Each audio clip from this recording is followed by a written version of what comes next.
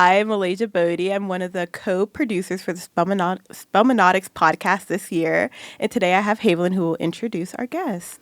Hi, everybody. I am Haviland Ortry, a senior economics major with a minor in entrepreneurship here at Spelman College. This year, I'm serving as the co-president for the Spelman Economics Club, and I have the honor and the privilege of introducing our wonderful guest, Miss Anna Gifty.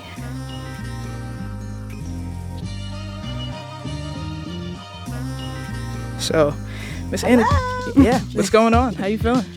I'm okay. I'm tired, but I'm so happy to be here, honestly. Yeah, you guys are such a delight. We appreciate you being here. Anna Gifty has been a part of our Spelman econ culture for a couple of years now.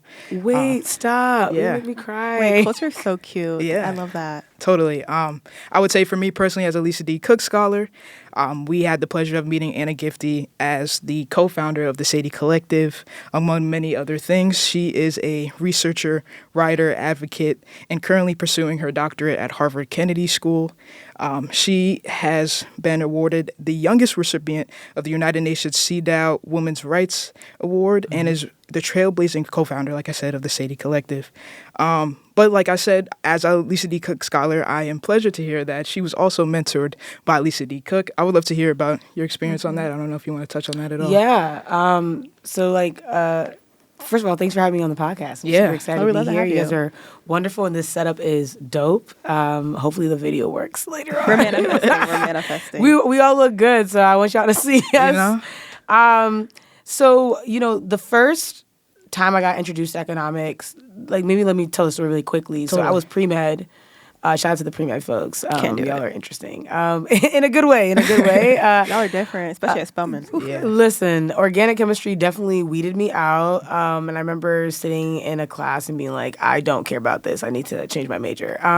And ultimately, when I decided to major in math and economics, one of the first people I met, I think actually the first Black woman economics person who has a PhD was Governor Lisa Cook. So I remember meeting her at a intimate seminar. She was presenting on some of her research around patent racism, this idea that we can look at sort of inequality and how often African Americans were filing patents as it relates to violence against African Americans. Yeah. And I thought it was really dope. And then, I don't know, just something about her was just she reminded me of me a little bit. And I also think I reminded her of her. So when we met afterwards, I was like, do you want to mentor me? She's like, yeah. I love the impression so much. It's honestly great. I'm sorry. She was like, so, you need to sign up for the EA program. And so she gave me a list of things to do that day. And one of those things included emailing her. And honestly, I think that first email led to a first conversation, which has led to I would say an 8-year friendship. Yeah. I'm friends with her. That's my girl. I like to say we're sisters. We watch each other's back. She kind of, she mentors me, but she's also am I allowed to cuss on this? No, right? No, I'll keep it. It depends on the curse, I think. Yeah. I'll say she's a very good BS detector for me. If I'm out of pocket, on Twitter usually, but now on Blue Sky, she'll be the one to clock it. So if Dr. Cook's not saying that I'm out of pocket, I just keep it up, basically. Yeah. But I've had her be like, you need to stop cussing on the line. And I'm like, all right, I'll stop doing that. But yeah, that's how I met her. She's amazing. No, I agree. And your econ journey has led you to be on the New York Times, Fox Soul, Telemundo, among many other things. It's Afronomics. I was actually scrolling through your page last night. I think it's amazing how candid you can be. When I got reposted, I was like, guys, I've made it. Mama, I've made it. Same week I got posted by Spelman. Nobody could tell me anything. I know that's right. But no, I agree. Having that role model in econ has been such a big thing. I came into Spelman also as a STEM major. Well, I think econ can sometimes fall under STEM. Yeah, econ STEM. But yeah, I was engineering, which is so different, completely different. Yeah. And I had a conversation actually with an executive at Bank of America at an event who was a Spelman woman. And she was like, if you're not passionate about engineering, you're never going to want to work. And she's like, if you can't work, you can't pay any bills. So let's try to find something we like. And I talked to her. I'm like, well, I really like talking to people and soft skills. She's like, so you like finance? Spelman doesn't have a business program or a finance program. She's like, so you like economics? I'm like, yeah, maybe I do. And I needed to find these role models to help guide my way in economics. And even as a freshman, I was given the opportunity to do economic research with Dr. Maisha Williams, which I think was so formative in like looking at econ as more than just a way to get out of business or into finance. Like, for sure. Because, wow, let me just say, you know how organic chem was it feeded people out? That research program feeded people out because we started with about 7 girls and we ended with 2 or 3. Wow. Yeah. And well, the paycheck was great, so I felt bad they left. But the research I was doing was looking at like access to capital and credit for Black entrepreneurs and how that affects like outcomes and how most times we're denied for loans just because we're Black. Yeah. Which I think you talk about in your book, like the whitening of a resume, like the whitening of your tax report to get a loan for a business is crazy and that we're more likely to fail. So just having these doctors and PhD students and even women who don't even have a PhD, they're just in finance, but guided me towards econ has been such a big thing. I really love that actually. That's so good. I feel like a lot of times when we're entering like college, we feel a lot of times like lost because there's a lot of expectations that people are putting on us, especially if they're like, oh, you're very bright. So they might have a very narrow view of like what bright girls do or what bright young women do. But I do want to challenge people who are listening to like really embrace what interests them. And I also would argue that like the only way you do that is by touching grass. So you have to have different experiences to learn what you like and what you don't like. So even the way I ended up into research, like, and I'm curious about your thoughts too. You know, I first started, as I said, pre-med, and then I joined this program that was like biomedical research, had the opportunity to join a cancer lab. It was led by a Black woman. And I realized, oh, I like research, but I am not pipetting another cell ever again, right? Like, what are we doing? Yeah. And that led me to public health, where I worked in a malaria lab, and they put me on a stats project. And that's when I was like, whoa, like, you can use math to understand, like, bigger policy issues. I didn't realize you could do that. And that's when I discovered economics. But I would also say there's a lot of organic ways, too, that I feel like we stumble on role models. I don't know about y'all, but like back in the day, TED Talks were like a very, very big deal. They might still be a big deal, but people don't really talk about it as much. I feel like our generation was the last TED Talk generation. Like they used to play them like every day in class. They love the TED Talk. Yes. And I found myself on TED's website a lot. I was like that kid. I was like, oh, I'm going to watch my little TED Talk or whatever. But what I didn't realize in hindsight was I was watching a lot of economists. I thought they were all lawyers or something. So I was like, oh, I mean, that's cool that they're mentioning numbers, but like they're also talking about politics and policies and that sort of thing. And so I love that like even someone was able to sort of expose you to different things that you liked, and then you also learned what you didn't like too. What are your thoughts about this? Yeah, totally. And I love to hear your story. That was honestly amazing. For me personally, I had the wonderful opportunity to intern at McKinsey & Company my freshman summer. I know that's wow. Cool money. Come on. Yeah, so it was a great experience. Yeah, money.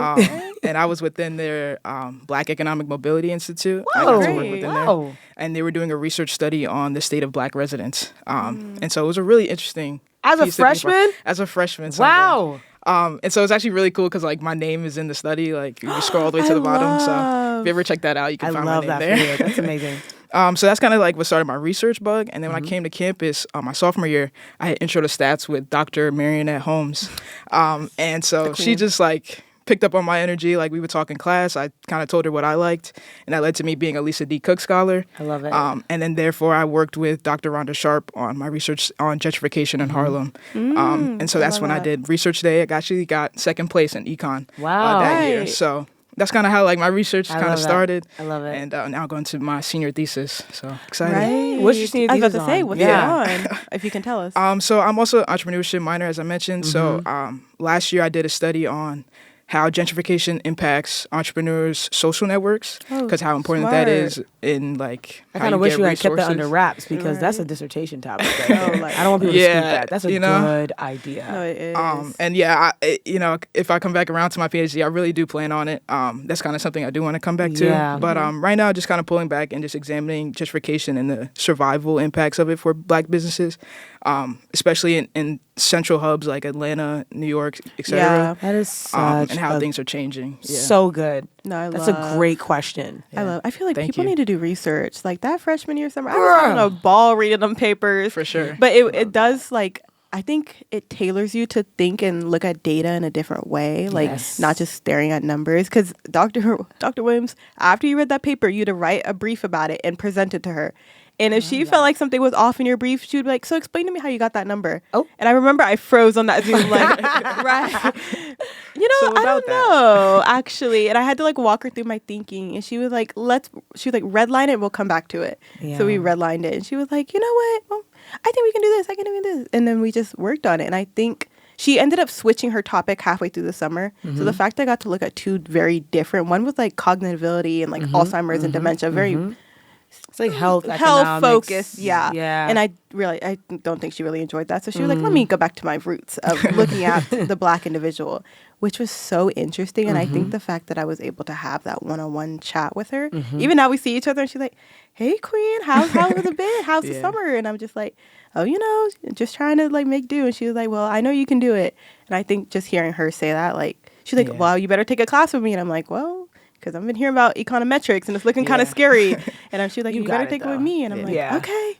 So I just think the econ department at Spelman, underrated. For sure. Super underrated. I would honestly love to hear like your experience from going to undergrad and then going to get your PhD. Yeah. Because I think that's something that we talk about a lot as econ students. Very true. Like, especially getting only a BA, like is BA not getting the BS, making sure that we're not here. prepared for a PhD. So I would love to hear your perspective. Yeah.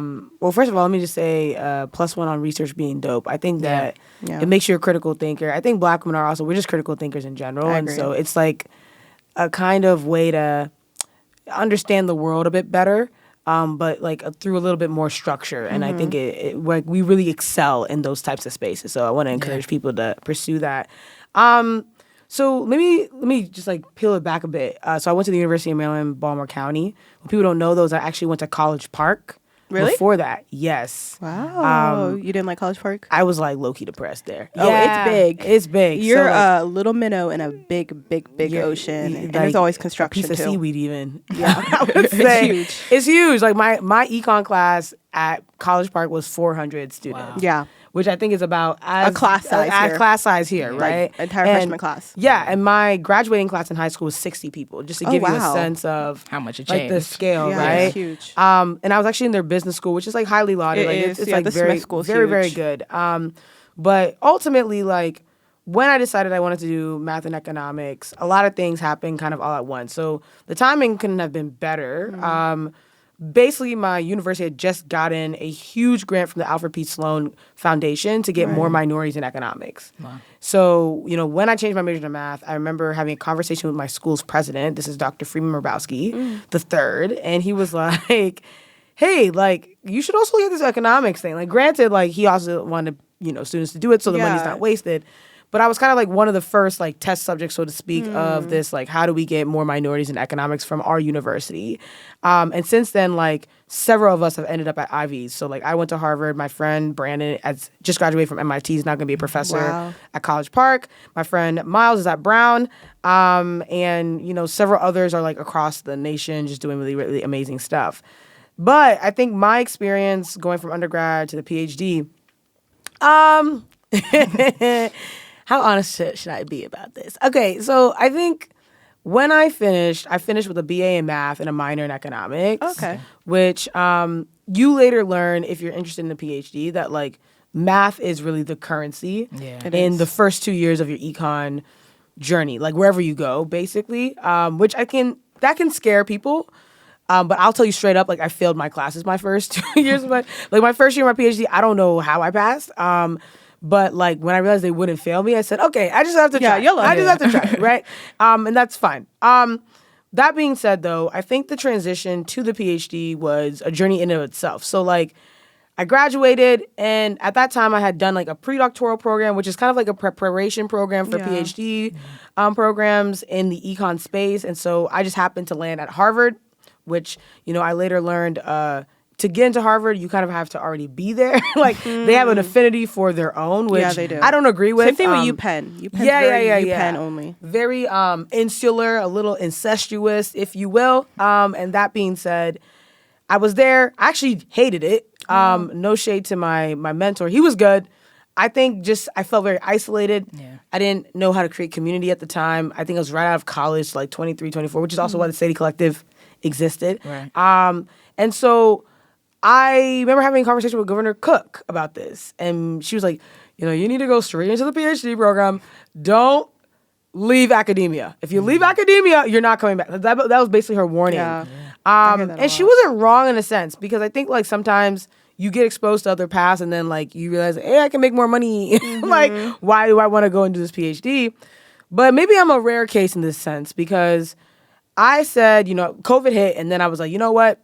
I packed up my whole like dorm room that, the window wouldn't close, basically. And I got basically accustomed to the frigid cold of Boston's winter, basically during that period.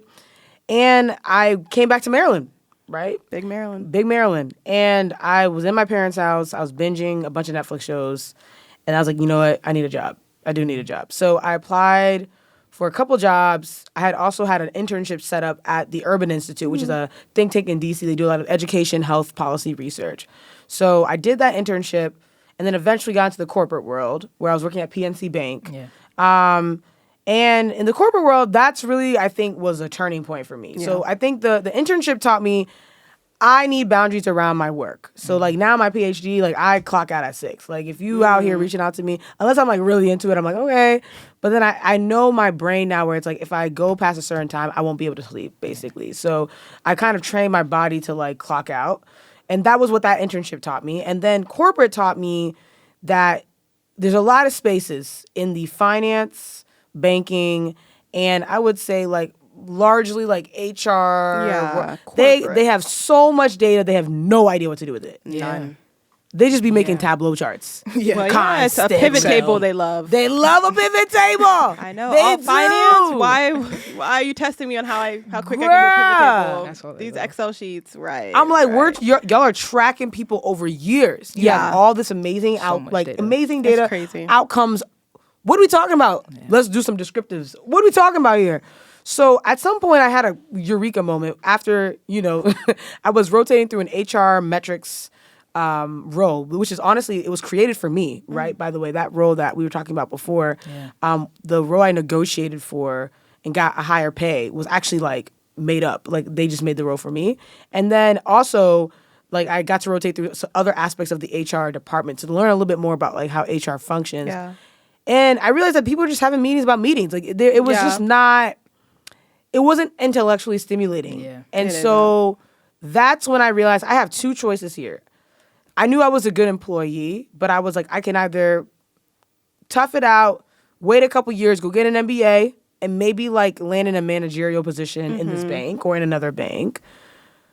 Or I'm interested in what they're doing with this data, and they're not doing much at the time. They weren't doing much, so I was like, no shade to PNC, right? At least my unit wasn't doing as much as I thought they could, and so I was like, I think I can go get this PhD, and like get really trained in understanding how to use data like this, and that's broadly applicable because even if like I finished my PhD, I could work at McKinsey, I could work at wherever, I could surely. teach. There's so many other things I could do, so I decided that I would go and apply for the PhD programs. As I shared yesterday at the talk, I applied to like 6 programs based on like I didn't want to take the GRE. Basically, I was like, Black people are dying. Like I'm not 2020 taking, was a taking year. this test. You know what I'm saying? I'm so sorry. I even wrote an op-ed about how this test was like low key racist. So anyway, that being said, apply, only get into Harvard. And Great, then only one though. Yeah. Right. You only Amazing need one. only And right? it just happened to be the one, right? And on top of that, realized I had offers from like policy spaces if I wanted to go down that route, but decided against it. So since being the PhD, the first year is like you have the hardest classes, you're doing your math, your theory, that sort of thing. But you also have a little bit of room to breathe if you're in some of these applied econ programs. So I took a class at the business school, it was around organizational behavior. So starting to think about sort of the context of the data that I had seen in corporate, which I was like, oh, whoa, there's a lot of people like studying like behavior and all these types of different things. Like you can sort of intervene on discrimination. I didn't know you could do that. And then my second year is when I got to choose the classes. So I decided that I wanted to specialize in labor economics, the study of work within an econ. So really thinking about kind of inequality sits squarely in labor economics. And then also thinking about behavioral science or, behavior economics as sort of the subset of my field. And so those are the two things I decided to focus on. And then now I'm in the dissertation phase where I'm designing studies that are interesting to me. And so that's kind of been the journey so far. Gotcha. Yeah, that was a long answer. Sorry. And then at what point during your PhD journey did you realize, like, oh, I'm going to write double tax? Yeah. Oh, my God. That's such a great question. I think part of it was like what I said before about like that white guy being like, Black women don't go through anything. And I was like, all right, you bugging. Wrap it up. Wrap it, heavy on the wrap. You know what I'm saying? What are we talking about? And I think the other thing was like, I think doing my research, I was like, yo, I need to cite a bunch of things at once. Like, where are all the evidence about Black women and stuff like that? And I think what this ended up forcing me to do was to basically read all the papers on inequality as it pertains to race, gender, and the economy, or at least quite a bit of them.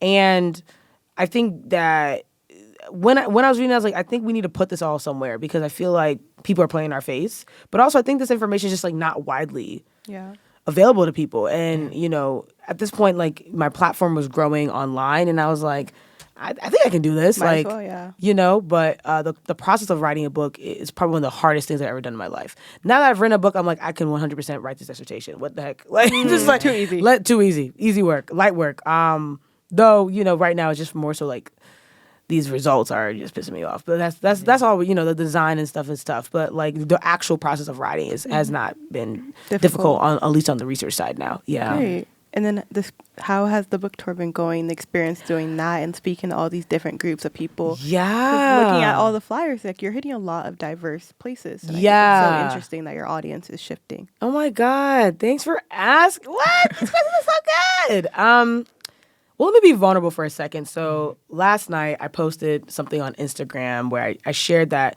this book hadn't made any bestseller debuts yet. And it was disappointing because I feel like there was so much work that went into this book. It was like 4 years in the making. It's a baby. Hundreds of people were involved with it. And I just felt like it deserved a debut like that. Maybe in time it'll end up on a list or something like that.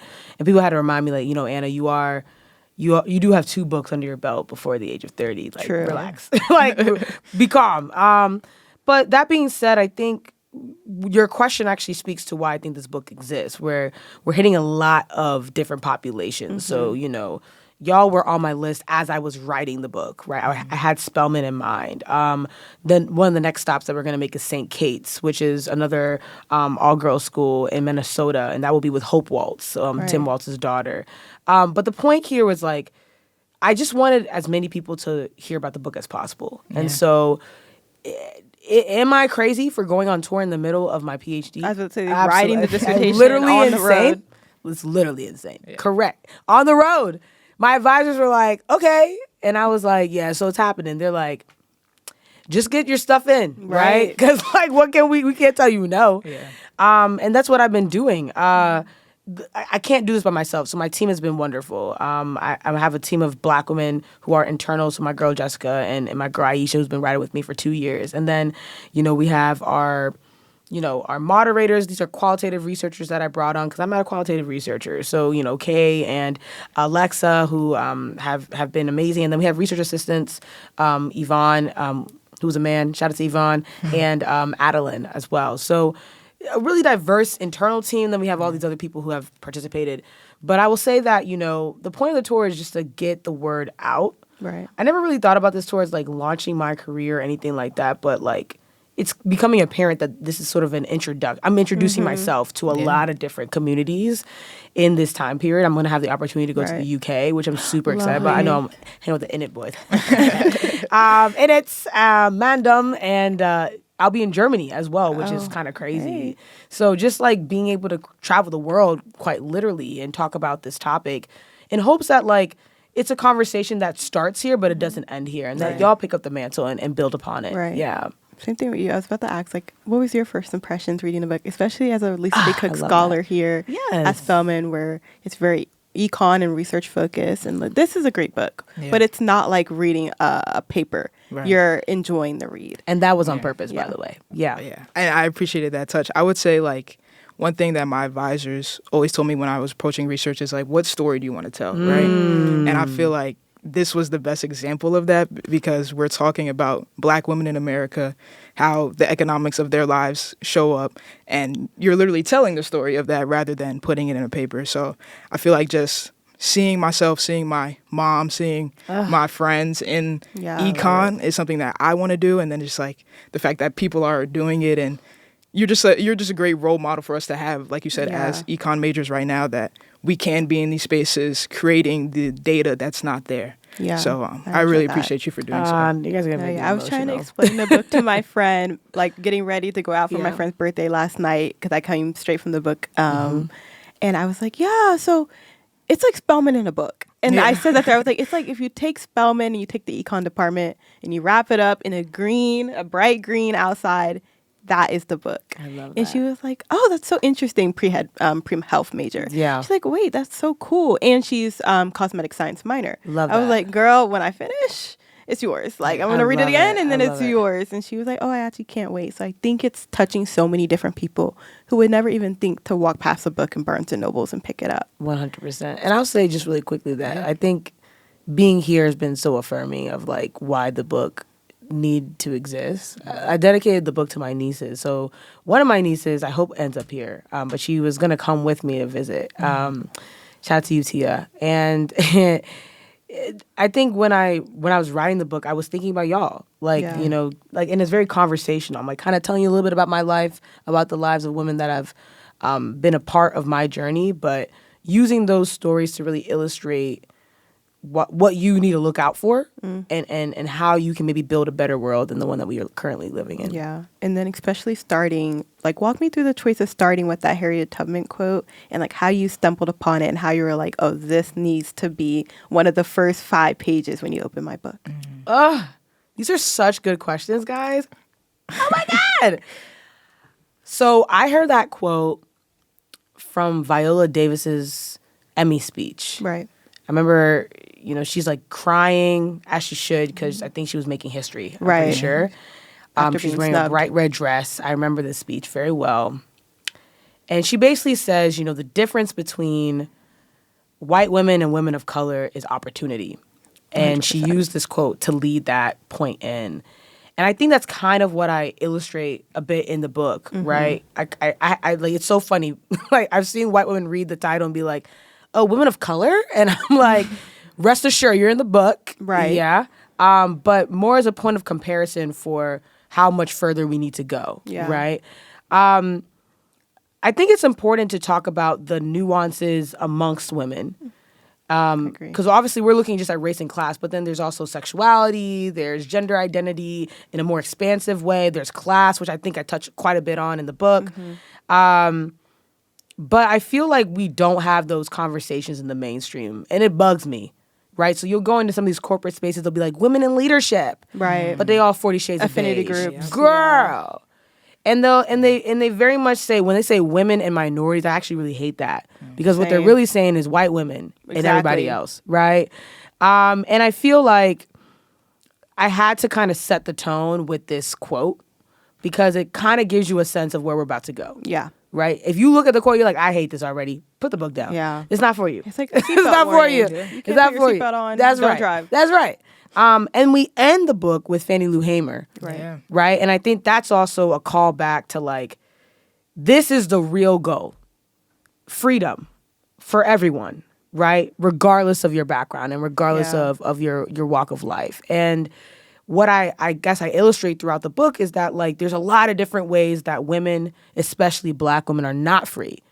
And as you can see, we're all losing as a result of that. Yeah. So either we all win or we all lose, but we have to make a decision together. And so that's sort of why I started off with that quote and why I ended off with Fannie Lou Hamer as well. Yeah. And I feel like that quote, you can touch on this. I feel like it's an ADW quote down. Like you can talk about the ADW and I feel like... what is that? Yeah. Hey, she can tell you. Okay. So yeah, freshman year, all Spelman women have to take African diaspora of the world. Oh, I love that for you guys. Yes. Yeah, so we learn about really just our ancestry, you know, just where we come from, where we're going. And I think, you know, that kind of brings me to like the question of, you know, in econ, or at least the way that I think about it, you know, I use it as a tool to change the situation for my community. Correct. Right? And so, but, you know, so many of our ancestors have shown us as like, we have to dream of a place that's never been imagined or like try to create that thing. And so like I think works like this help us get there. And so like I would love to hear your perspective on how you dream of a world unimagined or never attained. Yeah. Creating the bridge to somewhere that hasn't been thought of yet. You guys are trying to make me cry. I don't know. I feel like I think about you guys a lot.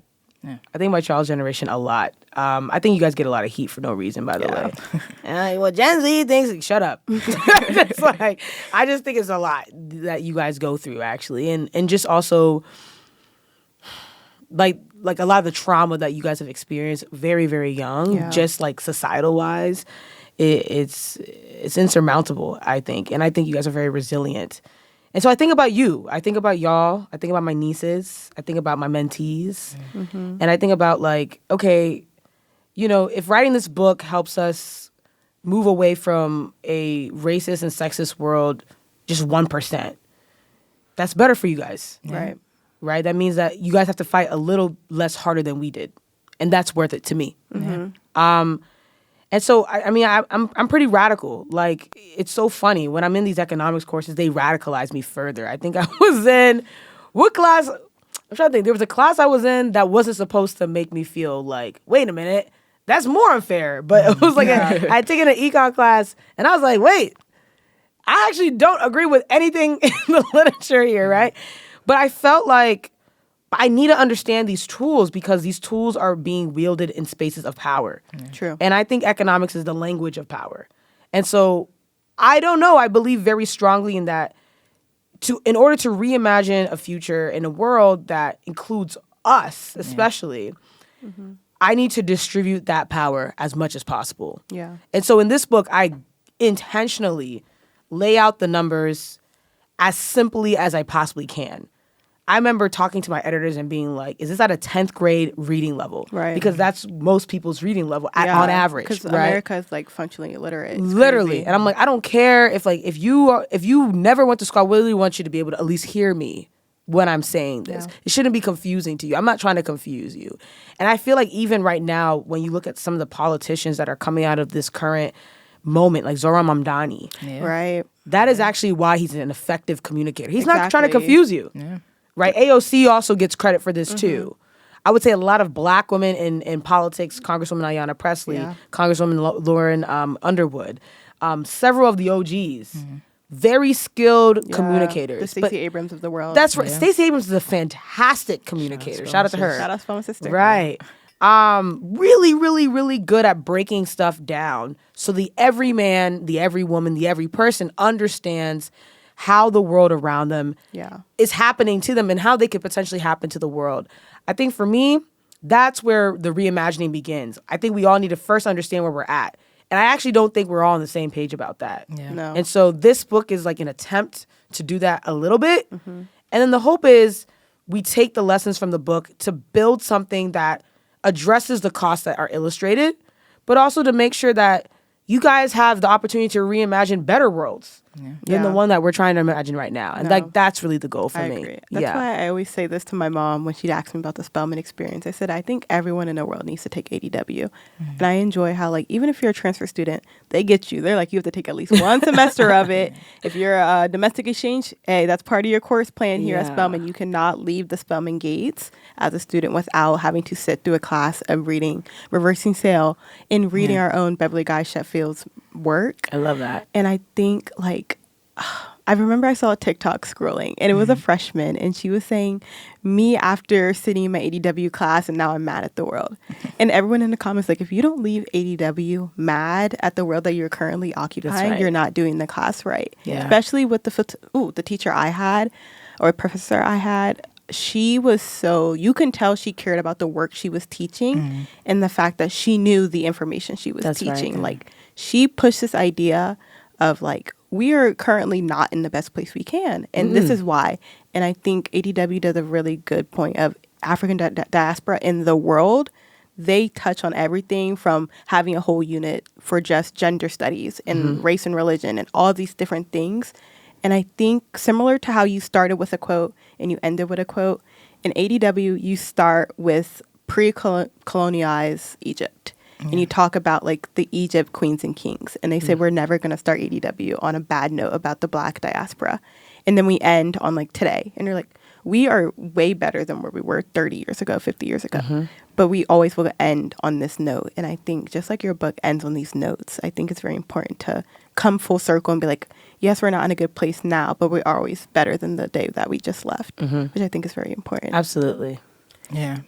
And I think ADW does a great job of pushing us to challenge systems. 100%. And I think that's, we use econ as our tool to do so. Love that. But, something I even talk with my dad about sometimes is that we, even here at Spelman, we study econ from a capitalistic standpoint. True. Even just the main, foundations assumptions that we set of resources are scarce or people are greedy. Yes. People are going to want to take as much as possible. And it's just like, when you think about the African diaspora that we learn about, our people weren't like that. We were communal people. We were ones that shared. We were ones that bartered. Yeah. It wasn't the system that we have today. Yeah. And so sometimes I think about, what would studying econ look like from a different perspective, or at least in our studies, maybe even here at Spelman. Thinking about how other in a global perspective, how economies navigate their different political systems, as we talked about, how policy intermingles with econ. Let me just say that there are economists that do that. For sure. So we have people in stratification economics. We have folks who are actively challenging the underlying assumptions of, how our economy is even functioning. Yeah. This idea of like there's scarce resources. Are there? Yeah. Or is that scarcity artificial? Yeah. Right? There's people who are actively challenging that. I would also say that like I got to give us a lot of credit. African diaspora, we're still here in terms of our collectivism, for sure. Even in the States, I would say that Black people are so communal. Yeah. We really do look out for each other. And there is a form of bartering, right? Where it's like, okay, I'll go ahead and give you a ride to the airport, but let me get a little flake. Very much that. Very much right? so. Very much that. Very much so. I think that what people are realizing in this current political moment is that individualism will not save you. Never. Yeah. It never has. The societies that have lasted generations have lasted because they stuck together. Right? I know y'all saw Sinners. Did y'all see Sinners? That was a great movie. Oh, no! we gotta get you girl. I saw some, It's the but I can't do movies, guys. I fall asleep during every movie. Oh my God. And I have you this can't really fall- you bad. can't fall asleep. I have really bad anxiety. So, well, not with Okay, movies. that might no, with scare movies. you. So I have to look up the ending. Before No, you can't. I've done it for a Disney movie. Like, I don't care. I need to know if the character I like dies. Like every movie, when they're like, "Oh, I wonder if this person dies," I'm like, "Girl, I already Girl, know." no. I knew in the car ride here who dies. You're so I just have to mentally prepare. But I've seen like clips. Okay. Yeah. I've seen enough. I've gotten the plot. So the premise is like vampires or whatever, right? yeah. But like basically the scene I was going to illustrate is It was that like the dancing scene. the Native Americans go and try to warn the white people, racist white This is people, true. like, Yeah. yo, there's somebody crazy go over your house, and they're like, and then they see the KKK costume in the back, Yeah. and they're like, we already know who we messing right Hey, now. we're reading And the they're like, room. well, you go back to where you came from. Individualism. Right? And it cost them their lives. Yep. Yeah. Whereas the Native Americans, I think they came in at 3. Yeah. You see what I'm saying? They Like look this for is like a three. very They work quick. together. They Yes. work together. Yeah. Right? Vampires Because that were scared of them too, Bruh. because they was getting down. because one of them was like, "Oh, I'm trying to keep you alive," and the other was like, "Yo, man, we gotta go. We're done. We gotta go." Right? Let's wrap so this up. that's what. Well, yeah. But that's my point there. I think that like Yeah. economics can be used as a tool to bring communities together. It can be used as a tool to strengthen communities. True. And it's really just a matter of how we leverage the tools kit that we get, right? And whether or not we use all those tools. Some of those Yeah. tools are very much about keeping the capitalistic system intact. Right. Right? Sometimes I look at some of the economic theories. I remember I was in micro theory first year. Shout out to my man Arda. And he had said something about Pareto efficiency. This idea, oh my God, not me forgetting. But like basically like the welfare state, there's like different sets of assumptions to sort of maximize welfare or whatever. Yeah. Or social welfare, not welfare state, but maximize social welfare. And he said the thing though is like across this like plane, like these assumptions may vary. And I remember being like, well, doesn't like social welfare for Black people, for example, like wouldn't those assumptions be slightly different than just like trying to maximize social welfare for white people? Yeah. And he's like, absolutely. And I think that's when I realized, oh, this whole thing is kind of like fairies and rainbows. Like we out here, this is like fairy dust. Yeah. Right? Like based on the set of assumptions that we're making, we're making an economic argument or we're asking a certain type of question. But it's not like these are fixed assumptions. Yeah. Right? These assumptions can change. They can be informed by different lived experiences. And that's why I get kind of irked when I, look at rooms of economic seminars or whatever and people out here just saying whatever about Black and brown folks. And I'm like, well, what assumptions are you making? I agree. I'll say a really quick story. I was in a seminar. Somebody had basically they were presenting a study on how college students sort of navigate their classes. Like that was a study. It was a sociology study. Lady says, okay, we wanted to look at whether or not, people were consistent in their classes and ultimately like where they decided to major. Lady ends she ends the presentations by saying, so what we found was that Black and Latino students are very unfocused in their major path. Wow.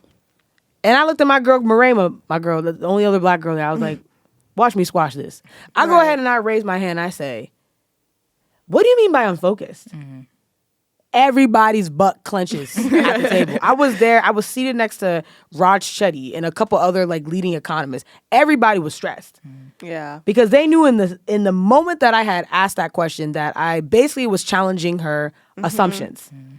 And that's when I told her she broke all the way down. Sorry, that was a pejorative. And oh my, out here sounding like a DJ spin track. Remix.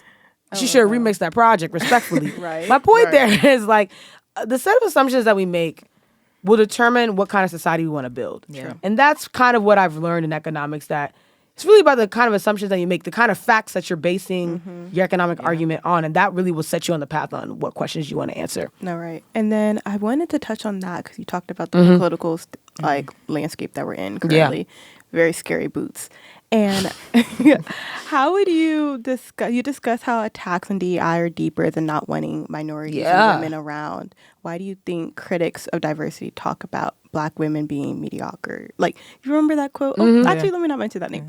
But he was saying that Black women only got in that position because they were Black. How do you challenge that? Or why do you think people get to that name, by the way? Get to that point of thinking? Because they're mediocre. Right. Whoa. Okay, Disney Channel. The truth. Whoa. They're mediocre. Yeah. They're projecting like hell.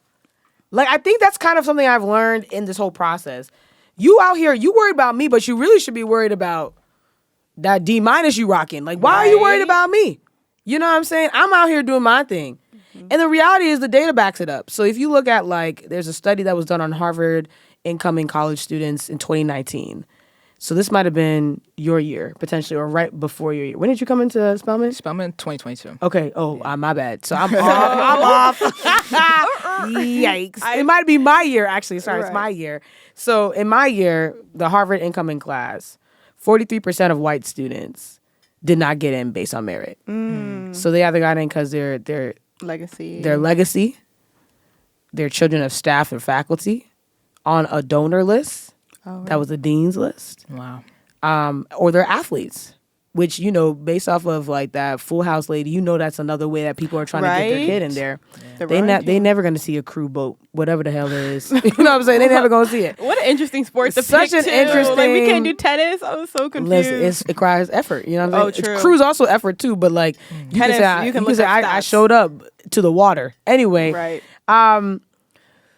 The mediocrity is quite loud. And I'm realizing that, like, Black people, we are really excellent. All of us, actually. Right? I think a lot of times people try to narrowly define Black excellence as, only a couple HBCUs, right? Or only Martha's Vineyard, right? Well, you know, and I think these places are excellent in their own right, but very true. I also think folks in Compton are excellent. I was about to say, you know what I'm saying? What are we saying right now? Beautiful parts of Baltimore. It's called Charm City for a reason. That's but right. I remember I was talking to somebody here, and I'm like, oh, I'm outside Baltimore, and I saw their face shift. Yeah. And I was like, right. So we're not rocking with Baltimore. We can get into the bourgeoisie. No, Spelman.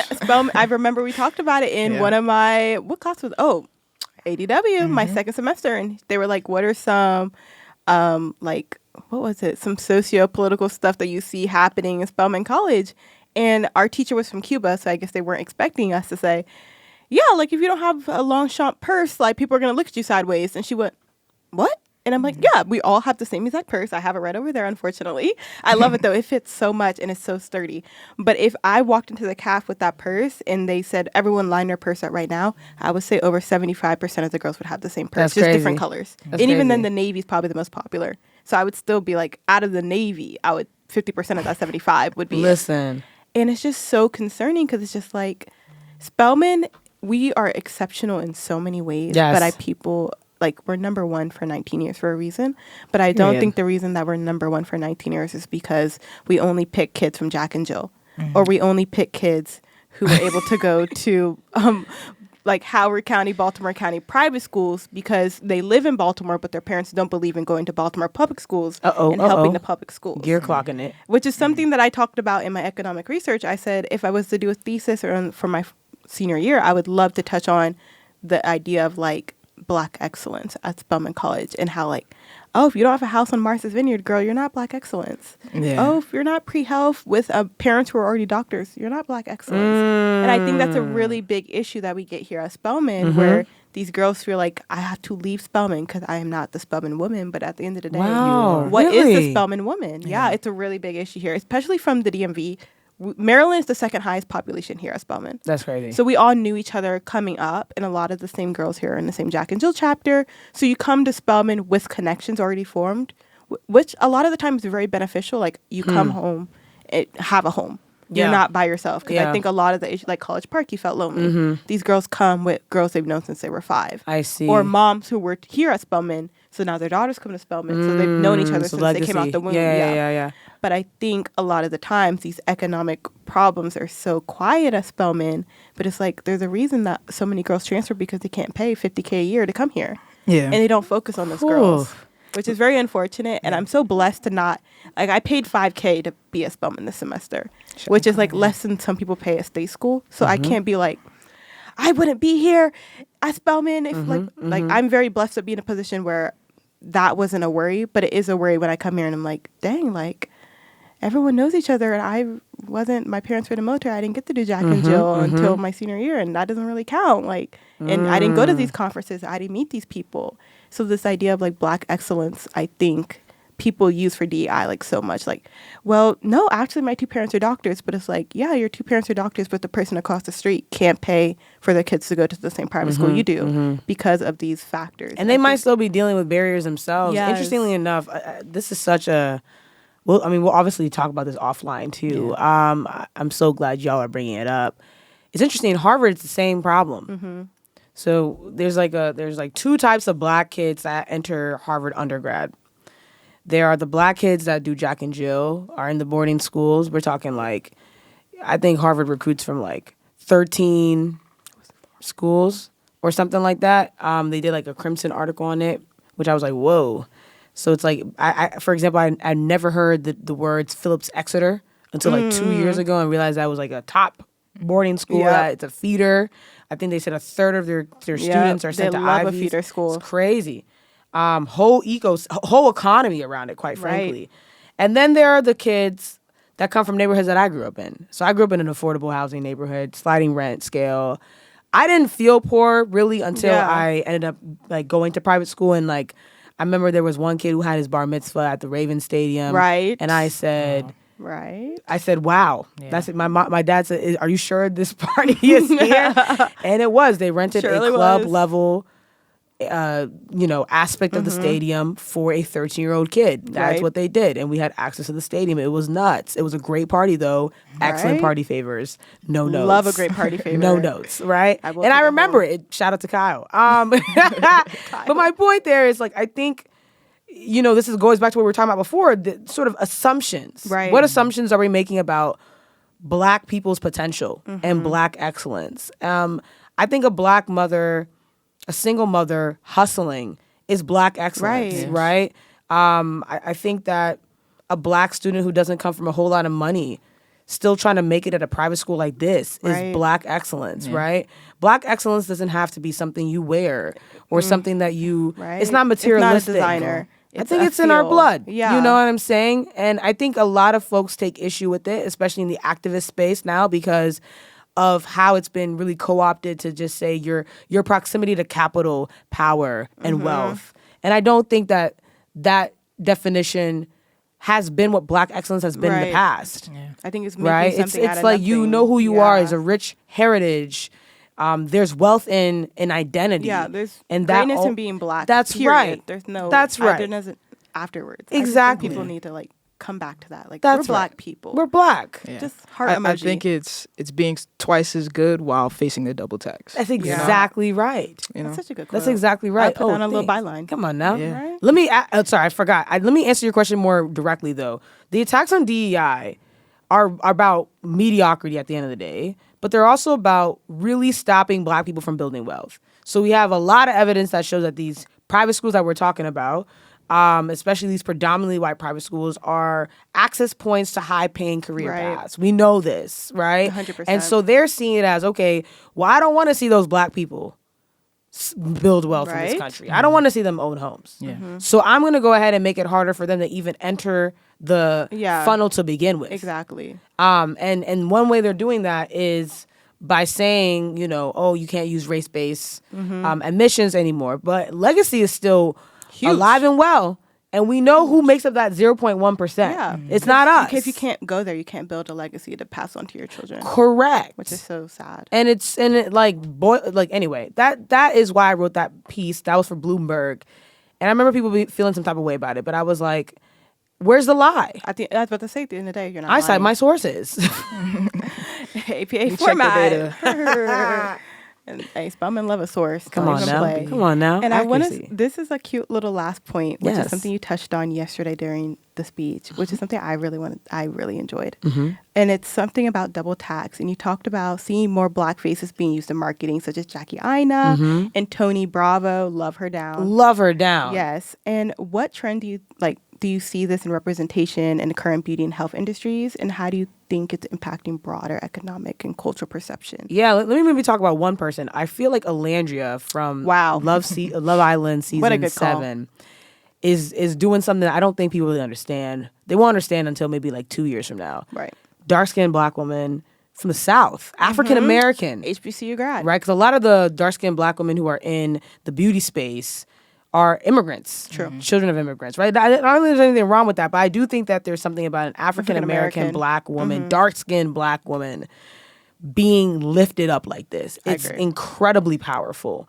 And she's gorgeous. Wow, that face. Face beat down, okay? Painted by Esther, wow. You know what I'm saying? Her man not ugly either, period, Nick, okay? Respectfully. But that's all to say that I think that we're still having to disrupt spaces, and that's kind of where we're still at. But what's nice to see is that there are some people who want to actively participate in that disruption. Right. And so I see Tony Bravo. I see Gloria, I think is her name. I see Clark Peoples. I didn't even realize that. I didn't even realize she was that dark skinned. She's dark. Yeah. Yeah. And I was like, whoa. Saw her in person. Beautiful. Beautiful. We're seeing the Any Given Sunday is one of my favorite influencers. I literally want her closet.